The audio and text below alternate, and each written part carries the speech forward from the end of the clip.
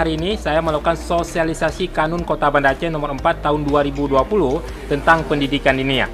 Kanun ini memiliki historis yang sangat penting ya, karena sejak 2012 itu pemerintah Kota Banda Aceh sudah membentuk Komite Penguatan Pengamalan Agama Islam ya untuk menghadirkan tambahan pelajaran agama di sekolah-sekolah.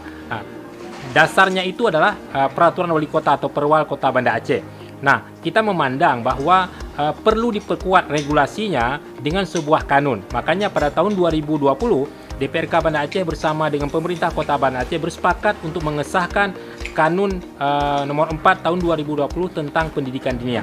Hadirnya kanun ini menjadi sangat penting. Kenapa? Untuk memperkuat akidah anak-anak kita, keimanan generasi muda kita. Karena sangat terbatasnya mata pelajaran agama di sekolah yang hanya 2 jam per pekan.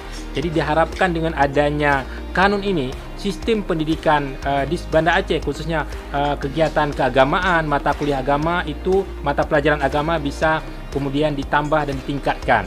Kemudian yang kedua, tantangan hari ini luar biasa. Anak-anak kita berhadapan dengan kemajuan teknologi yang begitu cepat. Mereka begitu akrab dengan jet atau dengan HP. Nah, ini menjadi sebuah tantangan baru bagi generasi muda. Nah, diharapkan anak-anak kita akan diperkuat ya, disupport dengan adanya penguatan kegiatan-kegiatan agama. Nah, salah satunya adalah di sekolah-sekolah itu diperkuat, ditambah kegiatan-kegiatan yang kemudian menjadi modal bagi anak-anak kita untuk menghadapi perkembangan zaman. Masalah narkoba, yang kedua adalah masalah judi online. Masalah itu wajib bagi pemerintah untuk mengatasinya, karena banyak pemuda sekarang emang sudah terjebak dalam permainan online itu, judi online itu.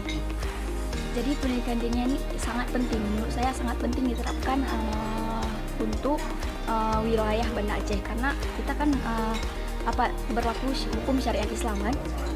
Jadi pendidikan ini sangat penting ditingkatkan di daerah syariat Islam.